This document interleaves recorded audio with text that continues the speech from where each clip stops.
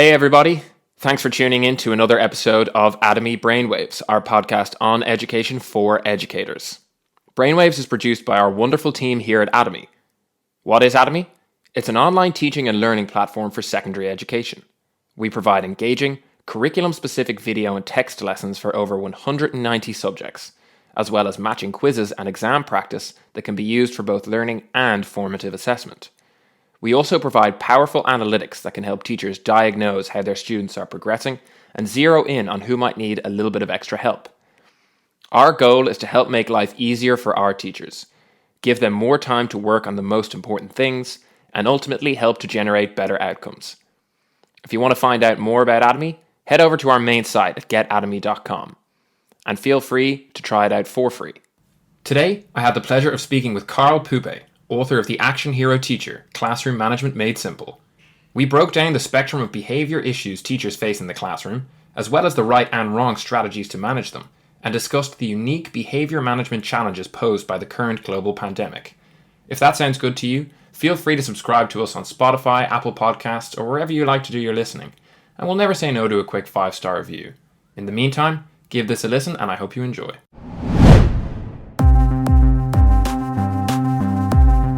Are you going to teach us anything? What, you want me to teach you something? You want to learn something? All right. You got it! Hey everybody, and welcome back to Atomy Brainwaves. I'm your host Simon, and today our very special guest is Karl C. Pupé, former NEETS coordinator and SEMH teacher, author of The Action Hero Teacher, Classroom Management Made Simple, and curator of the Action Hero Teacher blog. Welcome, Karl. Thank you very much, Simon, for having me. I really appreciate it, sir. Yes, and I should, really appreciate you coming on and chatting to us. I should really be saying welcome back, because while listeners, this will be your first experience of hearing myself and Karl chat, it is not, in fact, our first experience of doing so. We unfortunately had some technology bested us last time out, I think it's fair to say. It's fair to say, but, I see it like a Broadway show. You have to rehearse and make sure it's perfect. And that's what we did. That was just a dress rehearsal for the big show today. Exactly. We're going to be all the better. It's going to be twice as good as any other podcast that I've ever done for the purposes of the practice. It's like Hamilton. This will be an education podcast version of Hamilton. It's worth the wait, mate. It certainly has. Well, we've really talked it up in advance. Let's hope we can deliver, but we'll dive right in and see if we can. No problem. And the central topic that we're going to be focusing on mostly today is this idea of behaviour management in the classroom, which is a real area of expertise for you, something that you've written about, that you work in, and very much looking forward to diving into all that. But before we get there, as is always the case when we've got a guest on, I'm going to ask you to start us off by giving us a brief run-through of your journey in education, where you started from, the different twists and turns along the way that led you to where you are now. I'm going to have to give you the abridged version. There's many twists and turns. This is like turns. It's like a Netflix series, my life. So I'll try and give you the highlights. It's boring, really. So when it comes to... Well, let me be the judge of that, Karl. Fair enough. Where did I start, really? I've been in education for over 10 years now. I had a very, very strange route into education, and it was never part of my plan to be a teacher. If you spoke to my 16-year-old self and you had a time machine and you could go back and say, one day you're going to be a teacher, he'll probably fall on the floor laughing, as would his teachers. I went through a myriad of different jobs after I left uni, such as sales, a bit of marketing. But because of the Great Recession of 2008, I found myself in a bit of a strange situation of having no money. And also, another driver was I actually wanted to work with young people. It wasn't just about the financial means being a teacher. Trust me, it's not. So what I became a youth worker. So I worked in a music studio, helping young people to do the hippity hop. And luckily for me, I had a mentor who said, you're really good with the young people and you can earn your teaching qualifications. Now, for some of your listeners who don't know, in the UK, the traditional route of going through teaching is taking something called a PGCE, which is a postgraduate certificate in education. which is more academic. You go to university and then you have your NQT and so on and so forth. I did not do that. I went straight into youth work. So I was working with some very, very vulnerable young people. And eventually, about 3 or 4 years in, I became a NEETs coordinator. So I got all my qualifications. And what a NEET was it's a young person who's not in education, employment, or training. What does that mean, Carl? I will explain. So what the people I worked with, they were usually thrown out or excluded of 2 mainstream school settings, and no other mainstream institutions would take them. So we were like the men in black, or the people in black, should I say, the first and last line of defense. And the government deemed NEET as what we call high touch intervention, which means these guys, if they didn't get in some form of employment or education, will end up either becoming a victim of or a perpetrator of antisocial behavior. Gangs, drugs, prostitution, you name it. Anything that's negative, that's what they would become. And I think the statistics when I took over was about 70% or 80% would have what we call bleak life outcomes. Poor employment, education, and so on and so forth. So I was in charge as the coordinator of putting the schemes of work together, delivering lessons, training young people. And they were really, really good times. But unfortunately, because in the UK, we were hit with a dose of austerity, which basically meant that the government ran out of money, apparently. And they pulled a lot of funding from the further education or the lifelong learning sector, which I was a part of. So a lot of youth centres, a lot of alternative provision places got closed. And I was caught up and I found myself jobless again. But luckily this time, I had some teaching qualifications, so I meandered into mainstream education, and I started to pick up my career there. But what I forgot to say was I got lots and lots of fantastic training from lots of different types of institutions to deal with young people. So CAMS, which is the Child Adolescent Mental Health Services, I worked a lot with those people. I worked with the youth offending team, like that's the police, gang matrix, all these type of things to understand the psychology of these young people and try and work holistically to get them out of the bad situation they were in. So I had a lot of colleagues who were like, you're really, really good with the young people. And I said, yeah, I'll try my best. And and then they just said, I started doing training, and I just realized that, all the skills that I had and I developed, I can put it in a book. And then I wrote a book called The Action Hero Teacher, Classroom Management Made Simple. I can't believe I almost forgot my own book. That's very naughty. And then in 2019, and it went from strength to strength. So I became a behaviour management consultant. I've worked with the NEU, National Education Union. I'm the curator of the Action Hero Teacher blog, which was voted by a company called Vulio as one of the best top 10 education blogs in the country. Thank you very much. I don't know how that happened, but anyway, I'll take that. And yeah, it's just been a bit of a roller coaster. So I'm enjoying this phase of my career now. That's just the abridged version. Yeah, and you know what? You were right, Carl. It is kind of boring. How you lay it out like that. I'm sorry. The interview's over. That's it. We're cutting it here. No, I of course am kidding. It is far from boring. It's a really impressive and it genuinely, in some ways, quite inspiring story, because it's involved overcoming adversity yourself at various junctures and switching paths and something else which I kind of want to focus in a little bit more with you before we get into our broader discussion, which is I guess a real common theme there is how you almost sort of sought out the opportunities to work with vulnerable children who are in difficult circumstances, which it is a really noble thing to do. Especially considering a lot of people would have perhaps taken, I think it's fair to say, an easier route when going into education, but all the way through, you've made it a cornerstone of your work to make sure to be helping children in difficult scenarios. If you don't mind me asking, why do you think that is? What is it that has drawn you to that work, to trying to help the young people most in need of it? Sure. I'm not paying you, Simon, by the way. So thank you for the compliment. There's no money. Well, it's all sincere. It's all sincere. We'll discuss payment later, but for now. Fair enough. What's brought me here? Sorry, guys, I'm having too much fun. What's brought me to this path? Basically, maybe it's partly it's my upbringing. I'm from a town in East London. I won't mention the name because I don't want to. I don't want to put the town down. It wasn't a nice place. It was voted one of the worst places to live in 2013. There you go. So that's research. If you want to find out where I lived, look up the worst place in the United Kingdom to live in 2013, and that's what it is. So I was raised in a. There you go, listeners. Little clue. There you go. People, write in. Anyway, but yeah, that was a clue. So I wasn't raised in the nicest of places, and I saw a lot of things that maybe a lot of young men, young people, men, women, should have not seen. And I always kind of felt that I wish I had somebody who could guide me.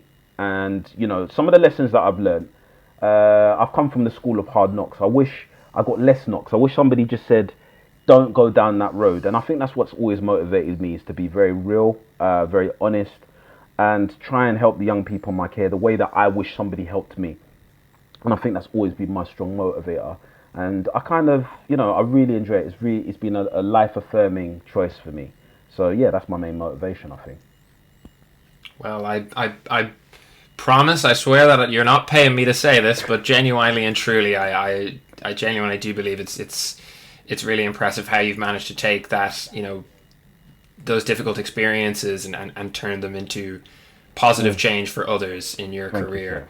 And I guess the area of expertise really at the heart of that is this idea of behavior management. Sure. Behavior management in the classroom or in the various youth groups and initiatives that you've been a part of, and which we're gonna hopefully get to shine a bit of a light on now. And I suppose to get the ball rolling and to get us started, I was hoping you could talk us through some of the most common behavior management issues that teachers will face in the classroom. These are things that a lot of the listeners are of course going to be a bit familiar themselves with, but just for the purposes of the broader conversation, what are the kind of things you see? What's the spectrum? How difficult things can get in certain circumstances? Talk us through some of these issues. No problem. So part of my training, as I said, I worked with CAMs, I worked with a lot of psychotherapists, and the first thing that people need to understand, or your listeners hopefully will start to ascertain, is that behavior is a symptom of something else in their life. People just don't start throwing chairs or, start kicking off in your classroom because they feel like it. Well, you might have like a Heath Ledger Joker type in your classroom, but they're rare. I've met a couple of them, just want to see the world burn. Psychopaths and stuff like that. Clinically, antisocial personality disorder. I have taught one or two of those, but 99% of the time, there's other issues. And what we have to do, I always said this when I was training my members of staff, was we've got to look at ourselves almost like paramedics. If the child or the young person is in distress, we are not trained to be psychotherapists. All right. The psychotherapists in this metaphor would be like the proper A&E doctors and the surgeons, all right? We are the paramedics. What does a paramedic go and do? A paramedic will stabilize the young person until they can get the help from the main person. So if somebody's been, in a car accident or whatnot, the job of the paramedic is to make sure that they can keep them alive and keep them sustained until they get to the hospital. And that's what I said to the people that I used to train. There are sometimes issues. So another thing that I train people on, and this is all in my book, by the way, Action Hero Teacher, was something called the student triangle. Sorry, quick plug, please.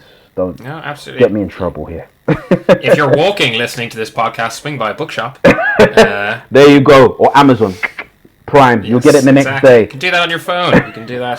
Thank you. I am going to pay you for that. Exactly. So in my book, what I teach is something called the student triangle, and I say there's three elements that affect a child in your classroom. When we see a child, or a young person, should I say, in our classroom, what we're seeing, we've got to look at the areas that affect them. So if you imagine a triangle, on point one is the actual person. So I always ask myself, what is the person like, or what's the young person's personality? Are they laid back? Are they serious? Are they tense? What educational needs do they have? Do they have SEN? If they've got SEMH, which is social, emotional, mental health needs, and old money, that was EBD, which is emotional behavioral difficulties, What are they? Have they been diagnosed? Is it ODD? Is it, again, antisocial personality disorder? So that's one point of the triangle. The second point in the triangle is the environment which they come from. Where are they from? Are they from a suburb? Are they from an estate? Are they from the countryside? Who is around them? Do they have mum and dad, or who's the caregivers? Who are their friends? What is the lingo? What is the language, right? And then you've obviously got the school setting. Because what you will find, and I'll go into this in further detail in the next part, what you will find is that a child could be disruptive in your lesson, but they might not be disruptive in another lesson. So you've got to look at the triggers. Do they like education? Do they not? What are their interests? What do they like in school versus what don't they like? Now, you would think that all, these triangles will equal a third, right? 33.3333%. But it's not the case. In my experience, anecdotally, I would say that the environment is probably the greatest predictor of how they're going to behave in the classroom. You have got a very small part. I won't give an exact percentage because it depends on the child, but you've got a very, very small part in which you can influence. But what you must do is understand it holistically to paint a picture of the young person, and then you can kind of influence in other ways. So, for example, I don't live with a child. I wouldn't live with a child because that's child protection. But you can talk to the parents. If you have an understanding of the home dynamics, you can talk to the parents. If you have an understanding of the environment and where they come from and the codes of respect and the culture, you can have an influence there. So it's about building a picture so you know where to enter. But to go even deeper than that, the mistake that a lot of teachers make when they enter a classroom is they see, in fact, there's one of two worldviews. They see all the students as one homogeneous blob, which is wrong, or they see the students as disruptive or non-disruptive. And I've spoken to people that do trainings, and that's wrong as well. How I would approach a classroom is that I see 4 types of students, which I'll very, very quickly name. And this is part of the theory called Trust Mountain, which is in my book as well. So I want you to imagine again a triangle with 4 layers, or a pyramid with 4 layers. So at the bottom layer is what we call disruptive. And the disruptive child, this would be like the red zone, if you can color this in your mind, of course. Where else would you color it in? I don't know. Anyway, so this would be known as You've got some paper in front of you, maybe you can draw it out. I don't know. Fair enough. Let's not assume. Draw it out, viewers. There you go. Get a red coloring pen right now. So disruptive is on the bottom layer. And again, what influences this triangle is basically the lowest layers are where they're the most disruptive, disengaged, aggressive, and the higher tiers is where they're working alongside you very well. So the lowest layer is disruptive. I would say that the relationship between the student and the teacher is non-existent. How we'll know this is disruptive is where if you give them an instruction or you give them an order, they just basically fight you on it. You've got a lot of firefighting and a lot of disruption. And usually with a disruptor, what ends up happening is it will be class-wide. So you'll have to stop teaching, other people have to stop learning. It just becomes a horrible, horrible situation to be in. And I wouldn't recommend any teacher stays there. You age very badly if you're dealing with a lot of disruptive students. The next layer up is what I call it compliant. Now, a compliant student, this is the area where the class jokers, the class clowns live. A compliant student has to basically be micromanaged. Now, the difference between a compliant student and an aggressive student is a compliant student, when you give them an instruction, will comply. They'll do the minimum, but then you might have to find 2 minutes later you telling them the same thing. So it's basically, can you? That becomes the name of that student. Their name is can you. Can you put that phone away? Can you sit still? Can you stop tapping? Can you do this? Can you? Now it's better because at least they're not telling you to, get lost. But it's taxing to be able to continue to deal with this. The next layer up is the green zone, which I call positive. Now, the relationship between the student and the teacher is much better, but the key aspect of this level is what we call self-reflection. So if, for example, John has got his phone out and I look at John, I don't need to say to John, put your phone away. John will be like, oh, sorry, sir, got my phone out, let me put it away. Now, why that is a key area is that it takes the behavior management from you having to do it to them. Now they're thinking about their behavior. They're thinking, why is sir looking at me? Why is this going on? And it's a great place to be, because then you can start implementing those lessons of why should you not have a phone out. You could start to level on a level on a deeper level. You can start to engage on a deeper level and deepen that relationship. And then the top level, the top of the mountain, the peak, is engaged, the blue zone. This is the dream. This is what you see on the Get Into Teaching adverts. They're absolute lies, by the way. In the UK, people know what I'm talking about. All the kids are happy, the teacher is happy. It's not like that, folks. It's not like that. Well, I'm lying, of course. Some schools it's like that, but not the schools that, sometimes, but not in any school I've worked in.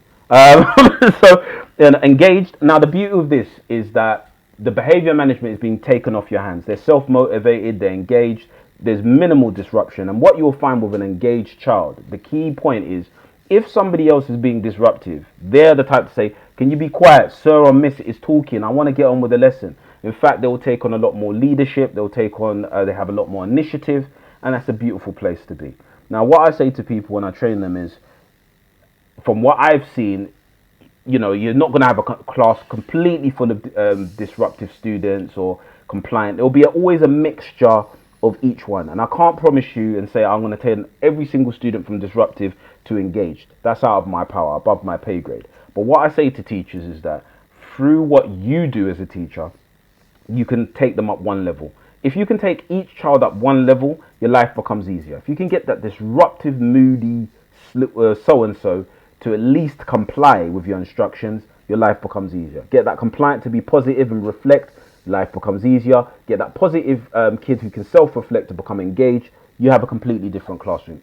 If you can take them up one level. And obviously as time goes on, and if you're a really good teacher, you can probably get them all up there. But I start with that step. How do we get them one level above? Yeah, it's a really thoughtful and thought-provoking breakdown of the kind of the student profile. Certainly one listening to it where I looking back would have wanted to have thought I'd be a little bit closer to the top of the table, but a few of those compliant elements ringing a little true. I'm feeling sorry for some of my teachers in hindsight, but I can see you were the one that be micromanaged. I can tell you. I would have to be telling you, Simon, can you put the pen down? Don't be cheeky, Simon. I can see that. Look, maybe you would, maybe you wouldn't. The good news is those days are behind us. And certainly, I know my teachers are thinking that. However, that's the student profile broken down in detail on that side. Now, if we can, I'm going to swing to the other side, which is obviously the other key player in the classroom, which is the teacher and how the teacher approaches these different breakdowns, these different profiles to try and achieve what you're talking about, that holy grail, that step of bringing every student up a level. And I suppose maybe we'll come at this from two different ways, and maybe the first thing, it might be almost, paradoxically, but a good idea to start by talking about the teaching styles which don't work. The teaching styles that need to be moved away from before we kind of swing it back around to the those things that can be done. So we'll start with the negatives. What shouldn't teachers do? What shouldn't teachers do? I think that's fantastic. So I want you to imagine, again, I'm making you guys do a lot of imagining. It's great. Good for your imagination. A real homework episode, really. Of course, value for money and entertainment. So I want you to imagine there was a spectrum. So there's a line, and on one side of the spectrum, just say on the far left, we have authority. All right. So when we refer to authority is the ability to make people do what you say based on either your position or the way you carry yourself. So you've got authority on one side, on the left. On the other side, you've got what is called warmth. Okay. Warmth is how empathetic you are, how basically friendly and nurturing and warm you are as an individual. Now, what I would say, in fact, we'll do it negative first. Okay. So where you kind of want to be is you want to be in the middle, but I'm going to leave it there at first and then go into the negative side. So every teacher falls on that spectrum. Some teachers are more authoritative than warm. Some teachers are more warm than authoritative. You kind of get the idea. And working with the different age groups, you might have to shift your style. So if you are working with, early years, reception, year 1, year 2, screaming at them is not going to probably do you well. You're going to have to be very warm and nurturing. If you're working in a setting like me, alternative provision, coming to the classroom, with your teddy bear and your bunny, and reading them bedtime stories and stuff. It's not going to work. It's not going to be pretty for you. So you will have to adjust your style depending where you are. Now, there are 3 styles I've seen which do not work. You will lose the classroom very, very quickly. And the first style is going to the extremes of that spectrum. So imagine you went far left and you were completely authoritative. You had no empathy, no warmth. What I'll describe that in my book is what we call a dictator, right? A dictator is the type of teacher, I think that's the only teachers they made in the 80s and 90s. Very authoritative. Yeah. Shut up, sit down, where's your book? I had one teacher say to me once when I started, they said in September, they said, don't smile until December. Don't let them see you can smile. I was like, what type of man are you? Anyway, but that really nice. So a dictator believes in, my word must be obeyed at all costs.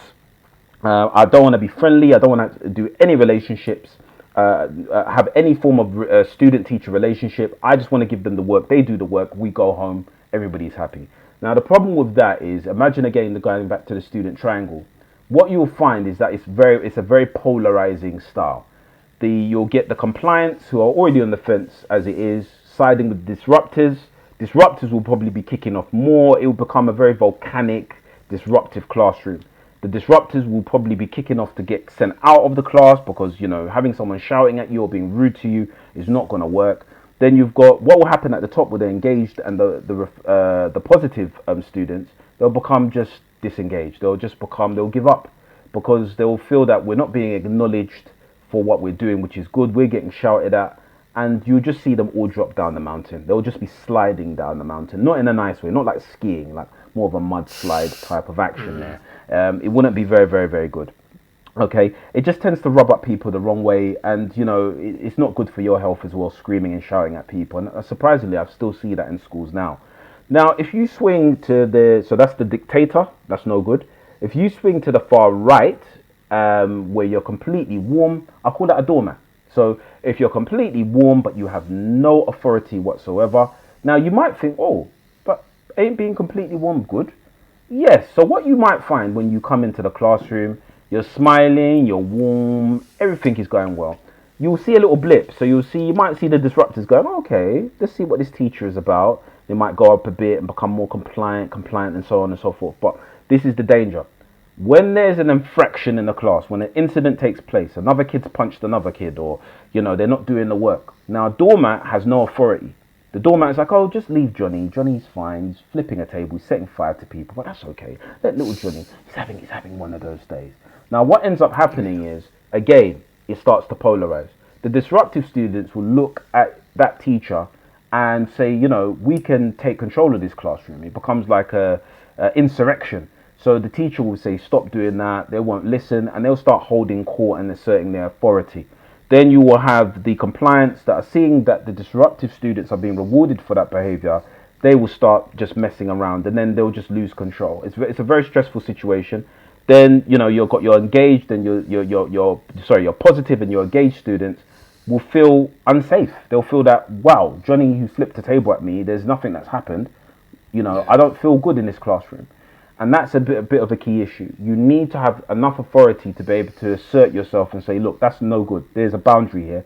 I don't want you hitting that other kid. I don't want this. You don't do the work, there's going to be a problem. Okay?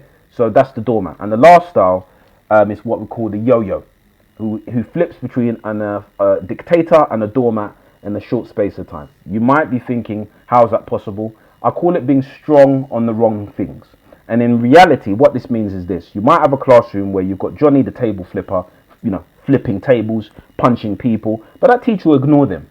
The teacher will be, let him do whatever he's doing. But then little Madeline, little Felix, I don't know, I'm just thinking of random names here. Good names. Thank you. Interesting. I tried. Interesting choices. Catherine, William, royalty. Let's go with royalty. You've got William and Harry, who, are... I don't know, they've tapped their pen and you're screaming at William and Harry over there. Okay, William, please, I'm not saying anything bad about the royal family. But, what's happening is, it's a bit of it's quite a paradox. You've got somebody who is just completely destroying the class and you're just ignoring it. So you're being a doormat in that case to them. but then you're being an absolute dictator to the ones that behave.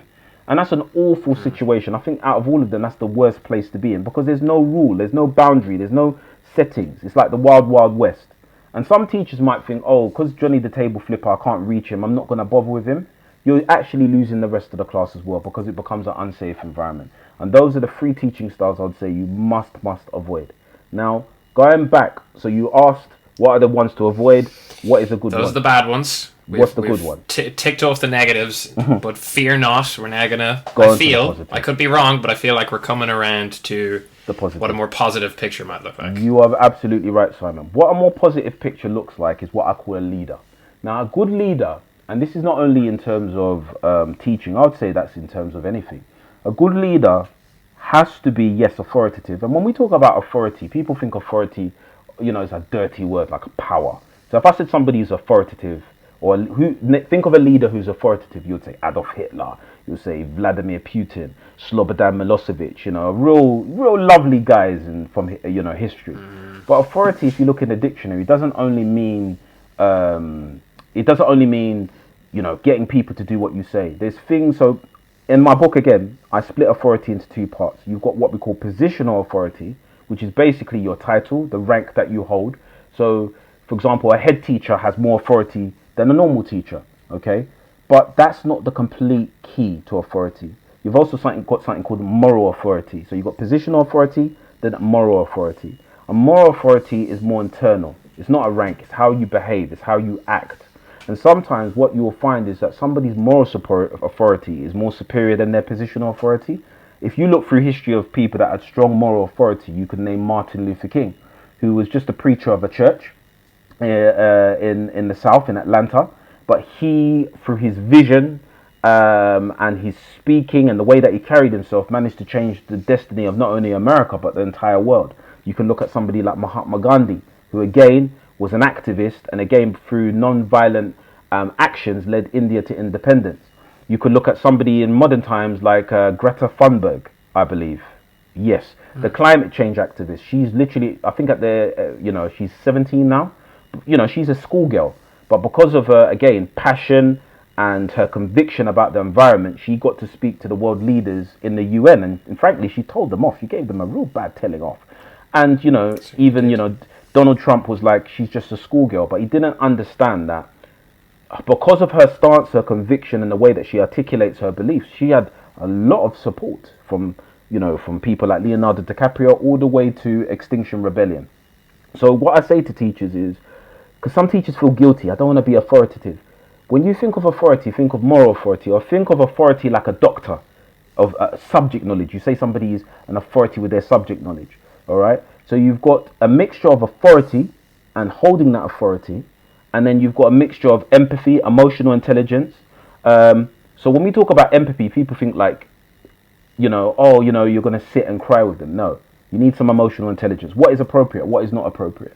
Obviously, if you've got a young person who's in distress, you want to deal with it the best you can, but you can't stop the whole lesson to sit and cuddle and tell them, that's inappropriate. So emotional intelligence is the ability to read the situation and to act appropriately, as well as to empathize with a young person and step in their shoes. And that blend and that mix, if you can get it right, you become a leader and you become an effective one. And that is where you want to kind of be. And again, you don't have to be dead in the middle. You can basically, again, adjust your style. So if you're in a prison environment or, alternative provision, you might have to be lean on the authoritative side. All right. But it doesn't mean you lose empathy. Yeah. Or vice versa. Hopefully I made that clear. Hey folks, hope you're enjoying the episode so far, and we've got plenty more to come after this quick break. Here at Atomy Brainwaves, we're all about education. And not just for students, for ourselves too. We would love to hear from you, whether that's feedback on one of our episodes or a question you'd like to see answered by one of our guests or by Sue. So, if you've got a comment or a question, don't hesitate to email us at brainwaves@getatomy.com. Looking forward to hearing from you. In the meantime, let's get back to it. No, absolutely. It's really coming across the real relevance and importance of having, first of all, balance between both sides. Second of all, flexibility to be able to adjust accordingly. Sure. it's very much coming through in this idea of what the leader needs to look like.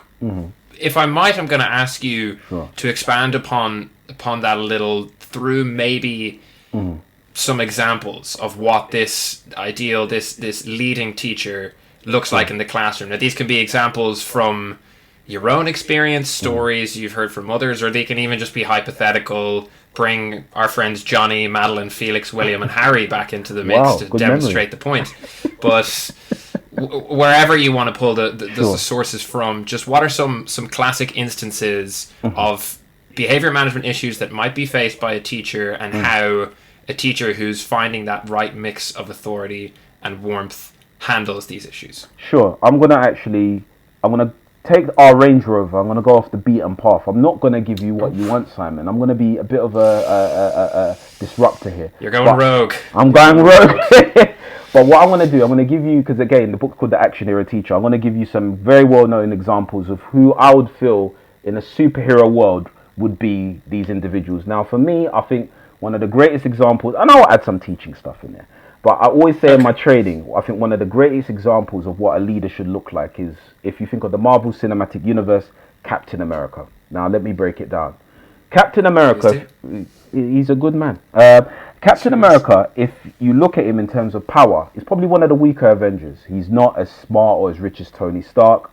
He's definitely not as strong as Hulk or Thor. He hasn't got any magical powers. Well, Endgame. Anyway, let's leave that. But he hasn't initially got He is better than the Arrows guy.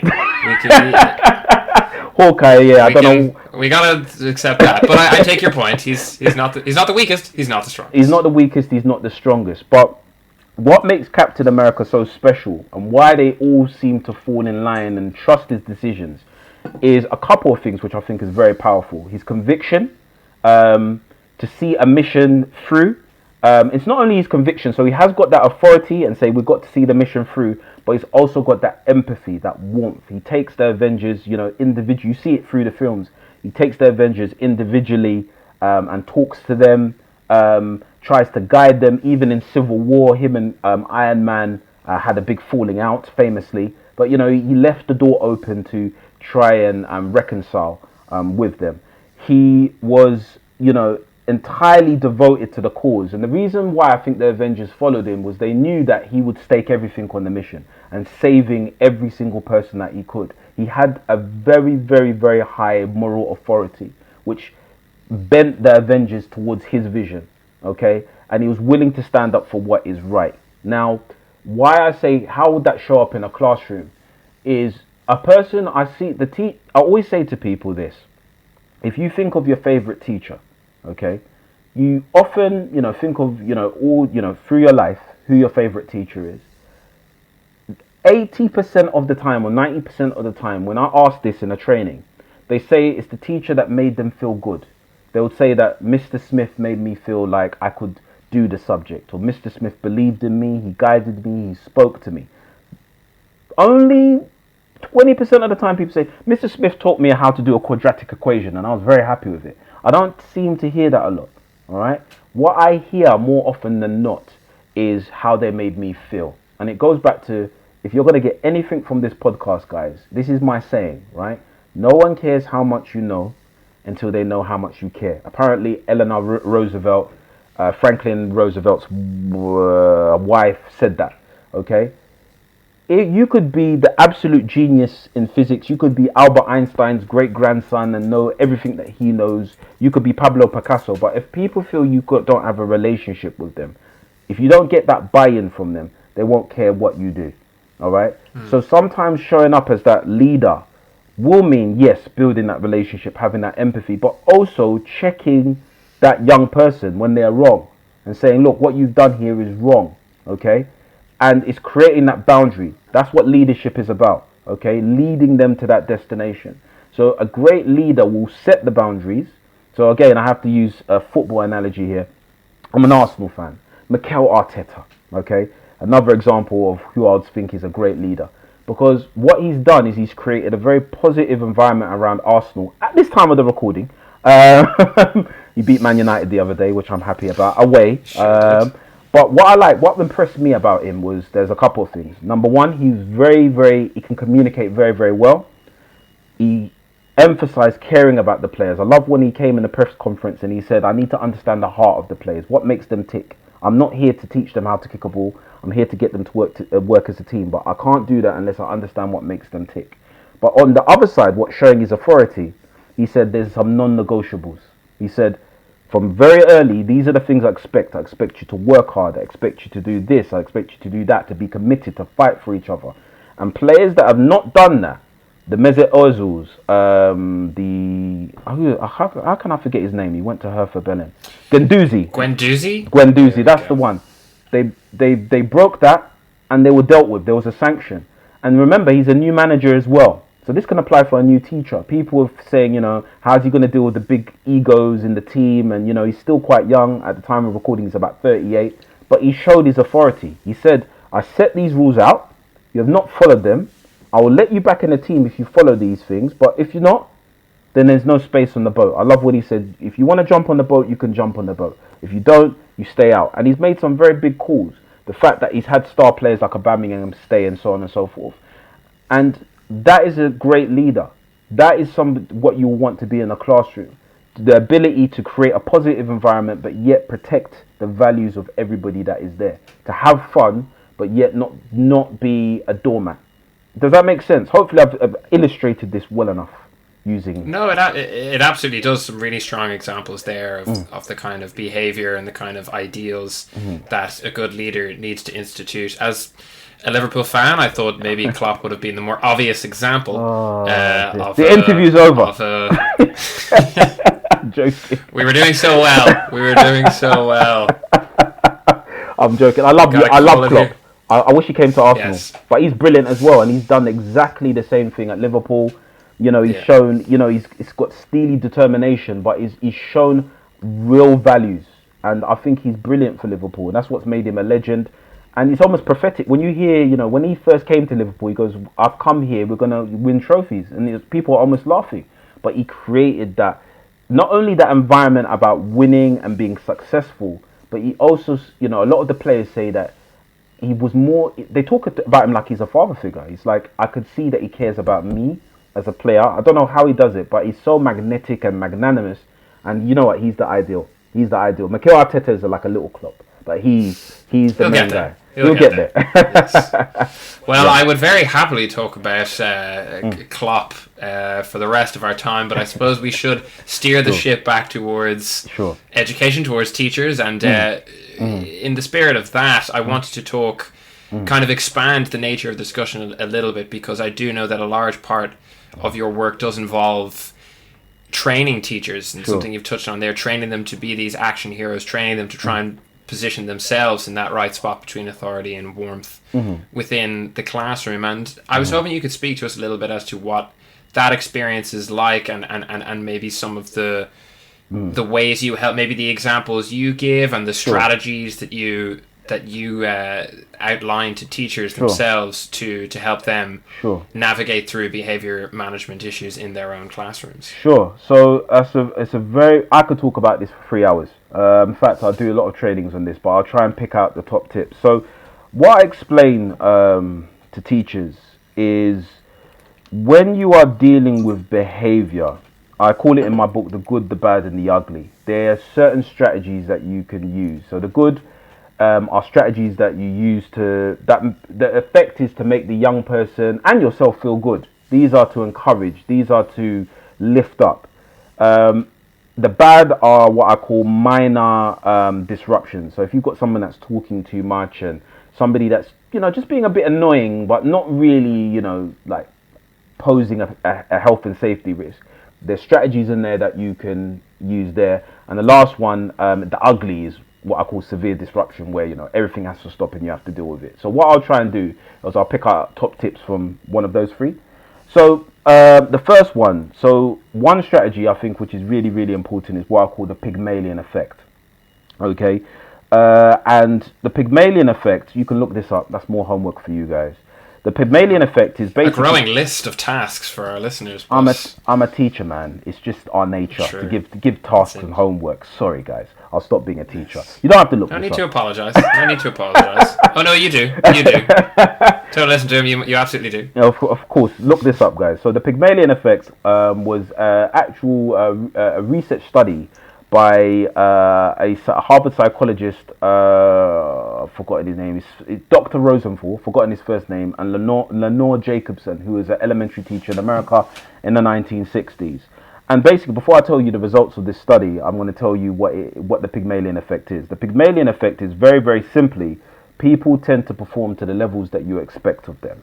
Okay, so I'll give you the study, then I'll give you a real life example to illustrate what that means. So what they did was Dr. Rosenthal approached Lenore Jacobson and said, look, I want to just give me a class, okay, and their teachers. So what they did was they did this. They conducted IQ tests on a group of young children, and what they did was they got the results of these tests and they went to their teachers and said, look, although they may not have got the best grades, we've noticed through psychological experiments and stuff that these guys are gifted. We've got a couple of guys that by the end of the year will become gifted. They'll become really talented and strong in your subject. So we just wanted to let you know, and we're just going to be monitoring to see how they do. And over a period of 9 months, 9 to 12 months, I believe, those children did become gifted. They did start to, in terms of academically, start to tear away from the rest of their class. But it was a bit of a red herring. Now, they lied. He was a very naughty man, Mr. Rosenthal. What he didn't tell the teachers was that the IQ test had no indications that these guys would be gifted and talented at all. Okay, it was a red herring. There was no, in fact, some of the guys that they chose had lower IQs. But what they noticed during the experiment is that the teachers, with that knowledge, treated those guys that were gifted and talented a bit differently. They gave them more time. They, encouraged them more and said, you are gifted and you are good and whatnot, what have you. And basically this created a cumulative effect. And what they concluded was that, as I just said, people tend to perform to the level that you see in them. So if you say to a young person, you're useless at this and you're not going to be nothing in life, it becomes a self-fulfilling prophecy, basically. And I'll give you a very real life example. I won't mention names, but there was a young man who I was raised with. Let's just call him Bob, okay? And Bob came from quite an abusive home. And what ended up happening was, I remember his mum would constantly chastise him, say, you're a little monster, you're a little demon, just horrible, and wish I never had you.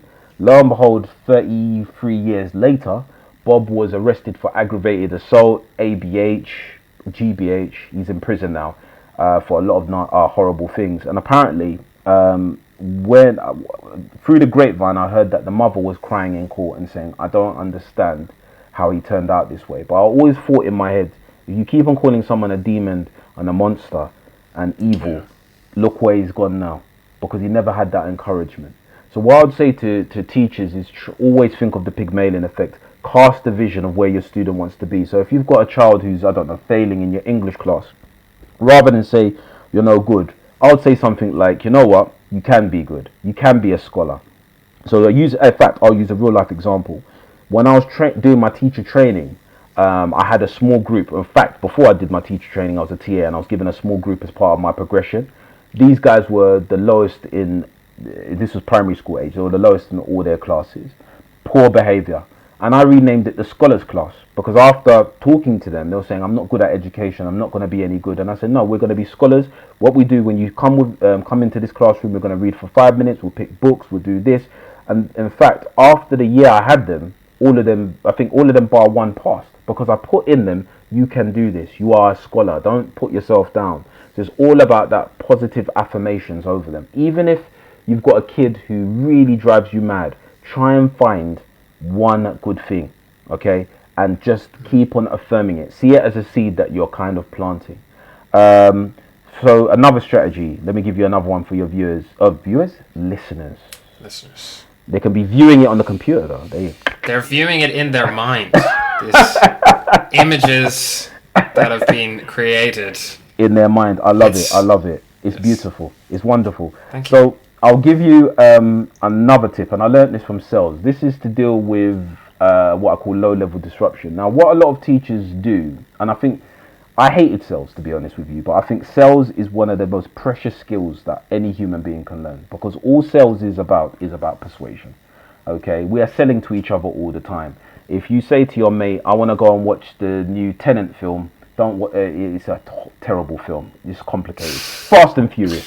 Okay, and you say to your missus wants to go and watch, I don't know, something with Matthew McConaughey, and you say, "No, I want to watch Fast and Furious." You're selling to her. If you make her go with you, she hates you, but you sold her. You sold mis-selling. There you go. If you say to if you say to your daughter or your son, "Can you eat your greens, grow big and strong?" That's selling. If you say to a young man or a young lady or a person, "I want to marry you," that's a big sell. That's the biggest sell of your life, to convince them to marry you. For some people it's easier, for others that's a lot of work. It's all about persuading. And what I say to teachers is that you've got to learn to sell benefits rather than features. It's a sales term. What does that mean? Now, when we're talking about features, so for example, a feature is a fact, okay? It's a fact about a product. So for example, if I was selling you a computer with Microsoft Office on it, I would say that this computer has, I don't know, 1 terabyte of gigabytes, and it's got Microsoft Office on it. So what? It's a fact. Now, a benefit is an emotional a benefit is an emotional attachment, something good they'll get out of it that will key into who they are. So if I said to you, okay, the first example, the feature is you've got a computer with 1 gigabyte of memory and it's got Microsoft Office on it, you'll say, so what? But if I said to you, well, this computer will help you do your reports on time, get your podcast done, get you promoted, and you'll be home before 6 p.m. Which one's more appealing to you? I would certainly say the latter. The latter, the benefit. The latter, indeed. Because, and what I say to teachers is always think from their point of view. What's in it for me, right? So what teachers make the mistake of is they lean again on that authority. You will do what I say, and, you know, when I say it, you do it.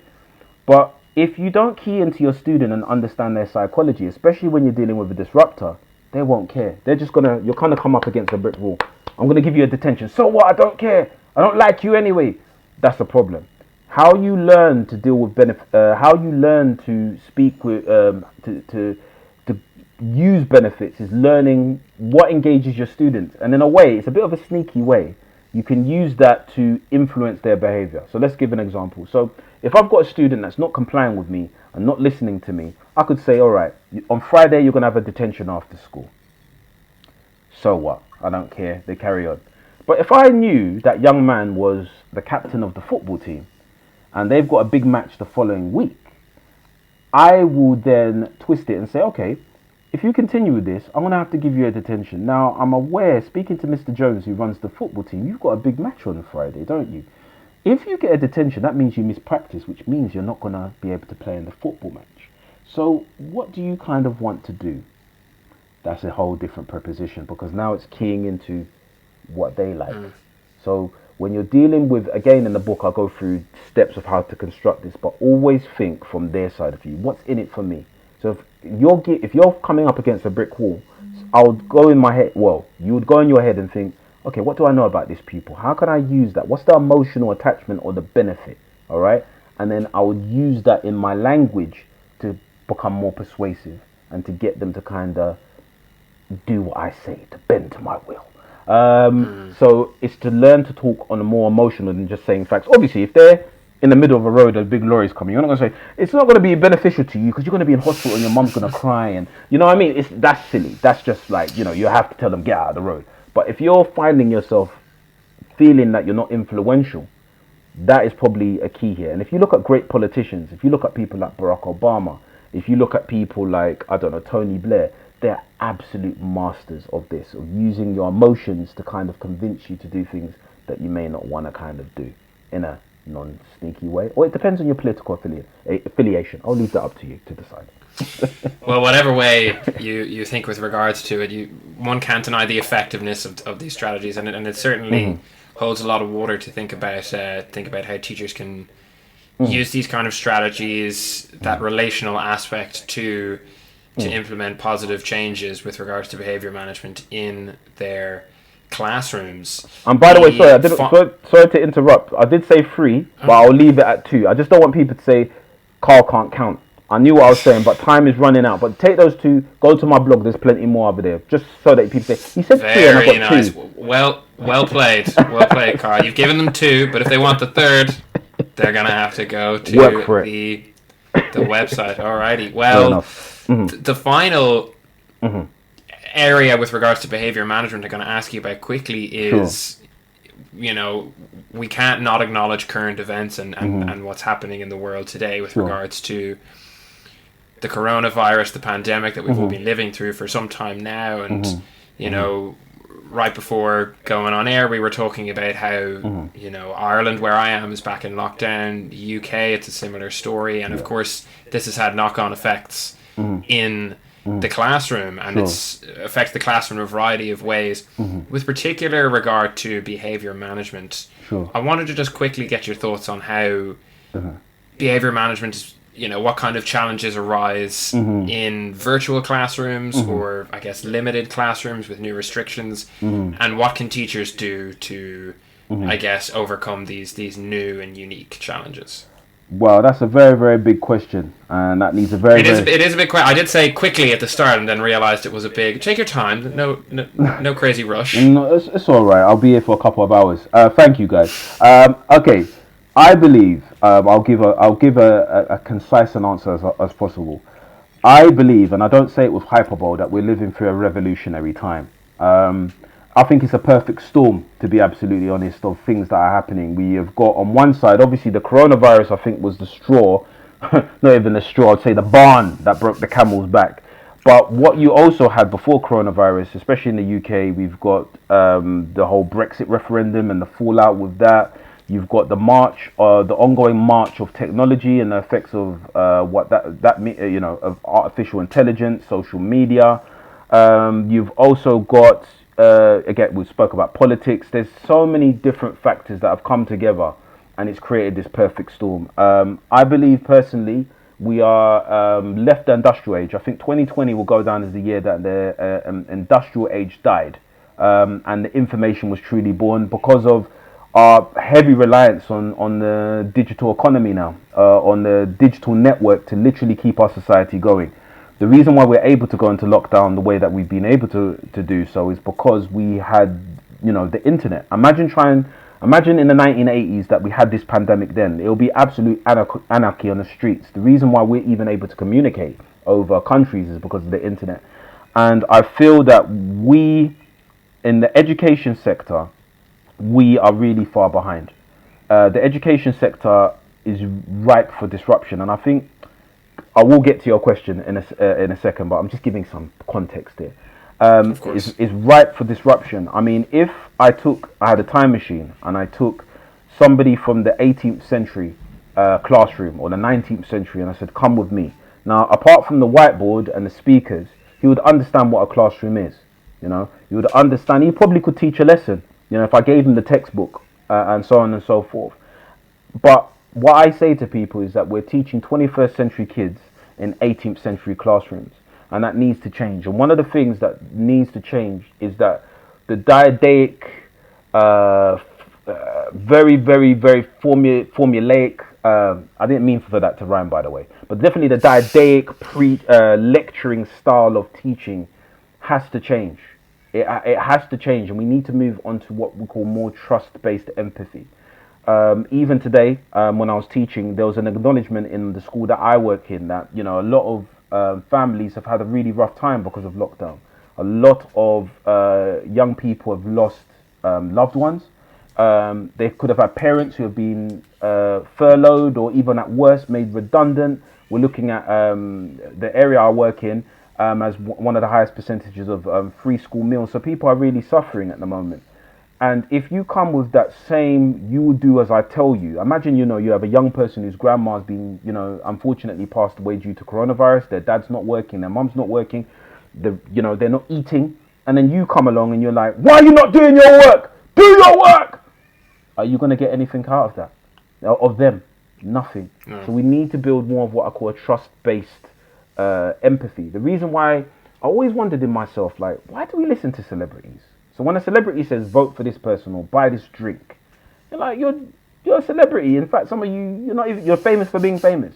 But what I realize is that people feel they can trust them. We live in a very cynical age where we barely trust. I think in Western Europe, we're at an all-time low in terms of trust in our politicians. And it's not only in America, it's in Europe, it's all over the planet where we've lost faith in the political system because of the things that have happened.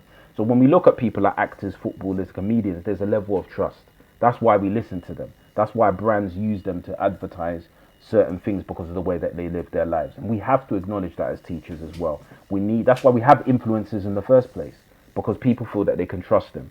And in the information age, is all about connection. It's all about, I feel close to my favorite celebrity or star. We make that person a celebrity or star because of their personality. And we have to acknowledge that in our teaching style. Another thing that we've got to consider when we're looking at the challenges of this age is the boundary between those in authority and people that are, again, I think I touched on this, obeying authority. Those who are in authority and the people have become blurred and the lines have become a lot smaller. I can get on my phone right now and I can send a tweet to Boris Johnson telling him about, to do very horrible things to him and his mum with very little repercussions. Now that's revolutionary, okay? 100 years ago, you could not do that. 300 years ago, you could be put in the Tower of London and even killed for that. So our relationship with authority has completely changed, and these young people know it. They're the most mobile. I think I was watching. They're talking about the whole election with Joe Biden and Donald Trump, and they're saying these young people are the most vocal and mobilized young people, in a generation, and they've got the tools to get their messages out there. So we need to acknowledge that as the adults and as the teachers, and give them that space to vocalize, to express themselves, because we live in a connection economy. Our old style, and again, we're not even thinking about artificial intelligence. Sorry, I've gone off completely on a tangent, but that is what we've got. I can talk about this for ages. But to answer your question, we've got to move from the didactic lecture style of just feeding. In fact, another thing to add on to that is, do they even really need teachers? If they wanted to find out who Henry VIII's fifth or sixth wife is, they don't need me to tell them that. They can look it up for themselves now. Again, that's revolutionary. When I was growing up, we didn't have the internet. I could have had to go to a library. It would take me a day to find that fact. Whereas now, literally within 6 seconds, they can find out all the facts. So us just being the fonts of knowledge, we need to move from being teachers or lecturers more to being coaches. To say, okay, you found that, but how do you know if that information is correct? How do you know, how can we trust it? How can we cross-reference that? How would this help you and teach them to connect the dots? Because our future jobs will depend on it as well. So it's revolutionary. I can go on and on and on about this, but it's exciting times. But we have to conform in education as well. Yeah, no, very much so. And it is, in some ways, and as you acknowledged, coronavirus and everything involved with it has brought so much difficulties and hardship. But it is stirring to hear that there is positivity that can come from it, and certainly something we're all about here at Atomy with the help that online resources can bring, and definitely aligns with what you're talking about as a bright future that we can move towards in our classrooms in every sense within it, which I think is as positive a note as we can find to finish our main chat on. However, once more into the breach we will go, because as always, as regular listeners will know, we're going to finish by getting our guests hot tip. Now this can be a little fun piece of advice for teachers out there. It can be a little anecdote from your experiences in education. It can be deadly serious if you so desire. It can be as lighthearted and jokey as you want, but it's got to be a little hot tip. So Karl, what have you got for us? I'm really sorry, guys, because I feel I'm all out of tips now. I'm joking. I'll just reiterate. I'll just add a little story onto this. I'll reiterate what I said. No one cares how much you know until they know how much you care. And I realized this. I'll give you a very, very quick story to end on this. Now, when I became a NEETS coordinator, I'll never forget this. So this was probably my first or second day on the job. I thought I hit the big leagues, right? So I thought, you know what, Karl, you've done well. You've made your mum proud and so on and so forth. So I worked in a place in East London in a centre. And this centre, so what we had a lot of flexibility in terms of what we can do in our curriculum. So they could do music or electrician or being a plumber. And we had that all in this kind of complex. So I was due to teach a media lesson. I'll never forget the course director. It was the course director. I'm trying to remember who was there. It was the course director, and one of the youth workers came up to me and they were like, "Okay, we've got a bit of a situation." And I said, "What's the situation? What's going on?" And I could see almost like the blood was taken out of their face. And they're saying basically there was a young man who wasn't attached with us, a young man who was murdered in East London in a place called Plaster. And this was a close friend of these guys. Now, these guys have managed to come to the centre, but what the police are concerned about is that these guys will try and get like revenge killing. Now, they suspect, in these cases, especially when it's looking at gangs, I shouldn't say people often know, how can I explain it? They're usually names that are banded about who did the attack. Sometimes it is known, sometimes it's not known. But what ends up happening is it becomes a basically tit for tat and retaliation. So they're like, we have to keep them here until the police come. We can't let them out of our sight. So I had my lesson in my hand and I thought, yep, my lesson is completely gone out the window. So I walked into this room. There were about 10 young men, quite young, about 17 years old, hoods drawn over their faces, tears. I could see they were crying. And I was racking my brain, like, what am I going to say and what am I going to do? So one of the young men, who I won't say his real name, basically said, move out of the way. And I said, why? And he goes, you know why? I was almost going to say the young man's name. Let's call him Richard. Richard got killed. You know why, right? Come out of the way. Let us do what we're going to do. And I said, I'm afraid I can't do that. I could see them getting more and more irate and more angry. And I said to myself, all right, put myself in these guys' shoes. And I said, okay, I understand. Richard was murdered. I'll be upset too. And I'm upset for you. But going and finding that guy, just say it's that guy you said that did it. You're going to go and find that guy. You're going to go and kill that guy. All right? Will that bring your friend back? It won't bring your friend back. So tell me more about Richard. I didn't know who Richard was. Tell me more about him. Oh, Richard was a really good guy. He was into college. He was going to do this. He's going to do that. His mum is really cool. He's an only child. So I got them to talk about him. I said, just tell me about what he's like. What do you think he would want you to do? Yeah, he wasn't in that street life.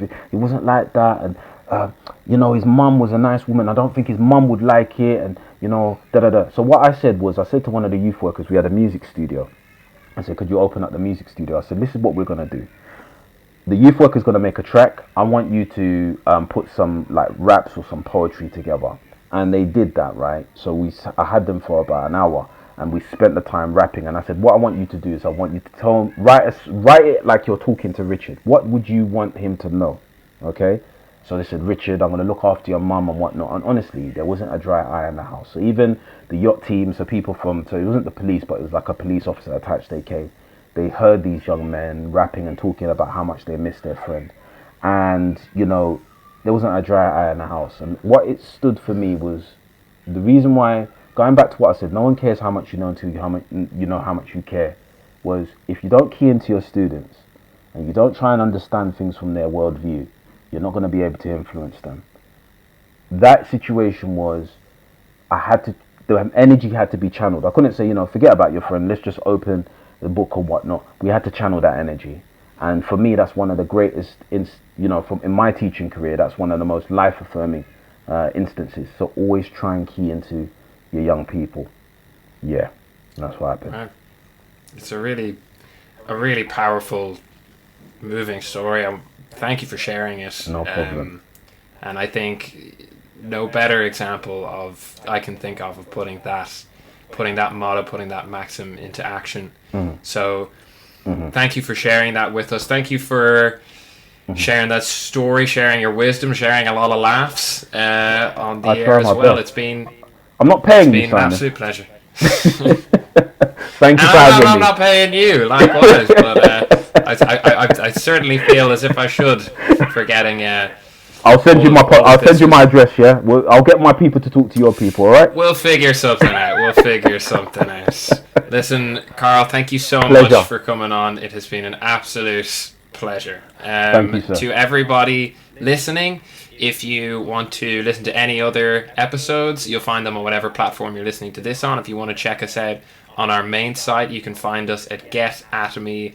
atomy.com. For the time being, it is going to be goodbye from our very special guest, Karl. Thank you. Can I tell them where to find me?